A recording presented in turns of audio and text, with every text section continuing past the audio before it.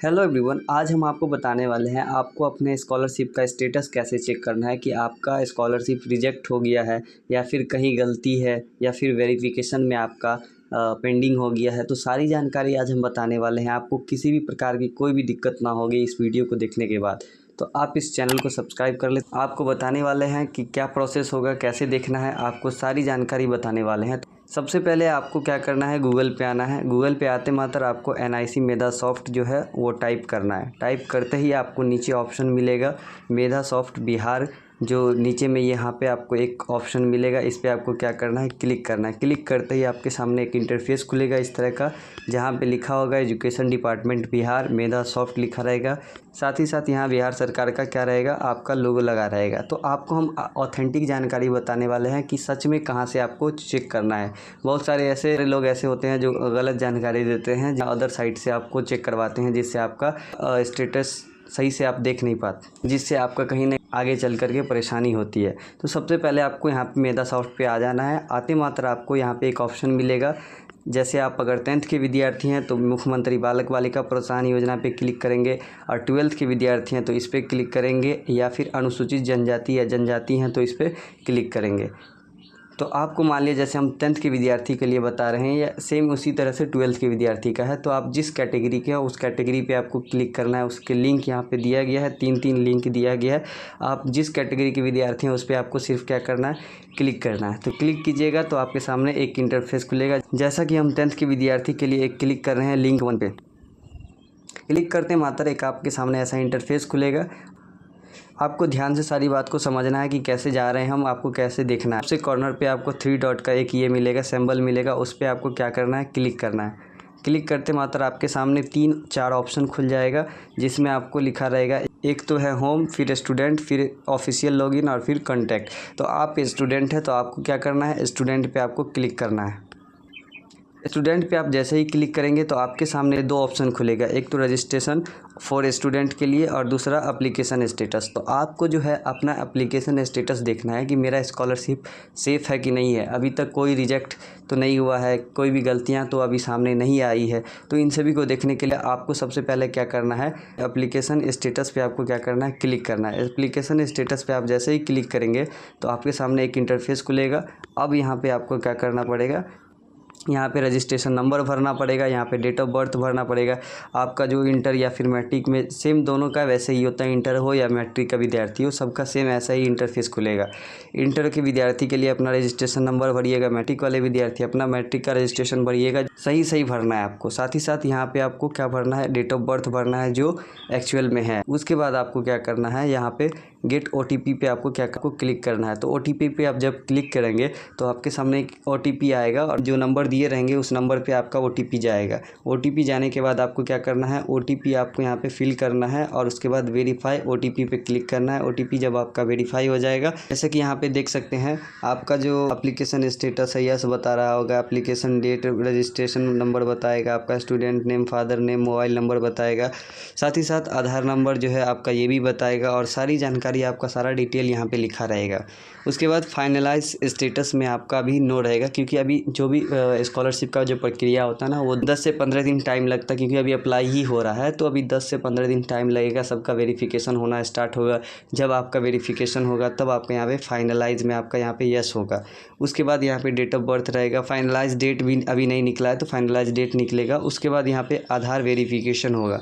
यहाँ पे आपका आधार वेरिफिकेशन अगर सही होगा तो यहाँ पे यस होगा, अगर गलत होगा तो नो होगा। यदि आप सारा डिटेल, यानी आधार का जो डिटेल है, बैंक का डिटेल है, किसी भी प्रकार की कोई भी डिटेल है, मैट्रिक का सर्टिफिकेट, मैट्रिक या इंटर का जो आपका मार्कशीट है, सबका जो नाम है या रोल नंबर है या फिर रजिस्ट्रेशन नंबर है, या फिर सभी डाटा जो आपका सेम रहेगा, तो आपको कोई भी दिक्कत नहीं होने वाला है। आपका पैसा सीधे आपके अकाउंट में आने वाला है। आगे इसके बाद हम थोड़ा इधर करते हैं तो आपको दिखाते हैं। इधर करने पे आपको और सारा ऑप्शन खुलता है, जैसे आधार वेरिफिकेशन, आपका आधार सही होगा तो यहाँ पे यस रहेगा। उसके बाद बेनिफिशियल स्टेटस में आपका रिजेक्टेड बाय PMFS लिखा रहेगा। तो आप ये आपके लिए एक थोड़े से सोचने की बात हो जाएगी, क्योंकि अगर बेनिफिशियल स्टेटस है और इसके नीचे लिखा रह जाएगा रिजेक्टेड बाय पीएफएमएस। पीएफएमएस क्या होता है इसके बारे में बताते हैं, सारा जानकारी अभी बताने वाले हैं। तो पहले हम ये बता देते हैं, अगर पीएमएफएस रिजेक्टेड रहेगा तो आपको डरने की कोई बात नहीं है, क्योंकि शुरू में जो होता है ना, फॉर्म जब भराना शुरू होता है तो बहुत सारे बच्चे का ऐसा होता है कि जिसका सारा डिटेल सही होता है, लेकिन पीएमएफएस रिजेक्टेड बताने लगता है, रिजेक्टेड बाय पीएमएफएस, तो सभी बच्चे घबरा जाते हैं। लेकिन उन सभी बच्चे का पिछले साल भी ऐसा ही देखा गया कि कुछ बच्चे जिसका ऐसा केस आ रहा था लेकिन उसका पैसा आ गया। तो आपको डरने की कोई बात नहीं, आपका जो पैसा है आपका अकाउंट में आने ही वाला है। लेकिन आपको हम बता देते हैं कि पीएफएमएस क्या होता है, आपको इसके बारे में जानना बहुत ज़रूरी होगा।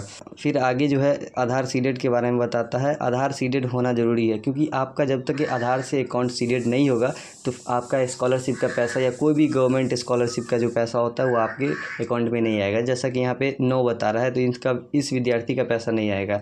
यस बताना बहुत ज़रूरी है, क्योंकि बिहार सरकार के शिक्षा विभाग जो नोटिस निकाला था स्कॉलरशिप के लिए इंटर या मैट्रिक के, तो उसमें साफ साफ मेंशन किया गया था कि स्कॉलरशिप के लिए आपको अगर लाभ लेना है तो आपका जो आधार है वो अकाउंट से सीडेड होना चाहिए। तो ये कंपलसरी है कि आपका आधार से सीडेड होना जरूरी ही होगा। उसके बाद सबसे लास्ट वाला जो ऑप्शन है वो पेमेंट स्टेटस का है। तो पेमेंट स्टेटस में अगर एप्लीकेशन फॉर अंडर प्रोसेस लिखा रहा है तो यानी आपका जो एप्लीकेशन है, यानी आपका जो आवेदन है ये प्रोसेस में है, ये प्रक्रिया में है, यानी इस पे काम चल रहा है। काम होने के बाद यहाँ पे आपका सक्सेसफुल हो जाएगा, पेमेंट होगा वो आएगा तो यहाँ पे सक्सेसफुल हो जाएगा। पीएफएमएस क्या होता है? तो पीएफएमएस का मतलब होता है public financial management system. PFMS होता है, ये जो होता है ये एक प्रणाली होता है, एक सिस्टम होता है जिसके माध्यम से कोई भी स्कॉलरशिप हो या प्रोत्साहन राशि हो या पेंशन हो या फिर अन्य सरकारी योजना हो, सीधे लाभार्थी जो भी स्टूडेंट होता है, जो भी व्यक्ति होते हैं उसके बैंक खाते में सीधा भेजा जाता है। पहले सिस्टम था किसी के भी खाते में आ जाता था, लेकिन अब जो भी विद्यार्थी या जो भी व्यक्ति है उस चीज़ के लिए एलिजिबल है उसी के खाते में ही पैसा भेजा जाता है, ट्रांसफ़र किया जाता है। जब आप स्टेटस देखेंगे, एप्लीकेशन स्टेटस देखेंगे स्कॉलरशिप का, तो यहाँ पे बेनिफिशियरी स्टेटस आपको देखना पड़ेगा। तो वहाँ पे नीचे लिखा रहेगा कुछ बच्चे का rejected by PFMS. Rejected by PFMS का मतलब क्या होता है? तो पीएफएमएस हम बता दिए एक सिस्टम होता है जिसके माध्यम से भेजा जाता है। अगर आपके भी स्टेटस में ये बता रहा है रिजेक्टेड बाय पीएफएमएस, तो पीएफएमएस में रिजेक्ट क्यों होता है, क्या कारण है कि, लेकिन अगर कोई विद्यार्थी ये गलतियाँ करते हैं, इन सभी गलतियों को, तो रिजेक्टेड बाय पीएफएमएस होता है और जिसकी वजह से उसका पैसा भी रुक सकता है। तो आपको ये जान लेना बहुत ज़रूरी होगा। इस तरह की वीडियो के लिए चैनल सब्सक्राइब कर ले ताकि आपका कोई भी दिक्कत ना हो स्कॉलरशिप या बिहार बोर्ड से रिलेटेड सभी अपडेट के लिए। तो कारण समझ लेना आपके लिए बहुत ज़रूरी होगा। तो सबसे पहले यहाँ दिया गया है आपका बैंक खाता गलत होना। अगर आपका बैंक खाता गलत है तो आपका पैसा नहीं आएगा। दूसरा कारण ये होता है कि रिजेक्टेड वहाँ शो करता है पीएमएफएस द्वारा, तो यहाँ पे दूसरा कारण ये होता है कि आईएफएससी कोड आप गलत भरे होंगे या बैंक खाता गलत भरे होंगे। या तीसरा कारण ये भी होगा कि आपका जो नाम मैच नहीं किया होगा। या चौथा कारण ये भी हो सकता है कि खाता बंद हो गया, आधार बैंक लिंकिंग की समस्या भी हो सकता है, बैंक द्वारा वेरिफिकेशन जो है ये गलत हो जाना, बैंक द्वारा सत्यापन असफल हो जाना, उसके बाद एक से ज़्यादा आवेदन या डुप्लीकेट रिकॉर्ड से भी आपका, इसके वजह से भी आपका स्कॉलरशिप के स्टेटस में रिजेक्टेड बाय पीएफएमएस लिखा आता है। आपको ये देखना है कि इन सभी कारण जो हम बताए हैं जिसकी वजह से रिजेक्टेड बाय पीएफएमएस दिखाता है, तो इन सभी कारणों में से कोई भी ऐसे गलतियां करते हैं जिसकी वजह से आपका स्टेटस में रिजेक्टेड बाय पीएफएमएस लिखा रहा है, तो आपको जो स्कॉलरशिप का पैसा वो मिलने का चांस कम होता है, आपका जो है वो खतरा बढ़ जाता है। और भी उम्मीद है आपको सारी जानकारी समझ में आ गई होगी। अब भी किसी भी प्रकार का डाउट है, समस्या है या आपको समझ में नहीं आ रहा है तो आप इस चैनल को सब्सक्राइब कर लें और कमेंट कर दें ताकि हम जल्द से जल्द हेल्प कर सकें। Thank you, take care, bye.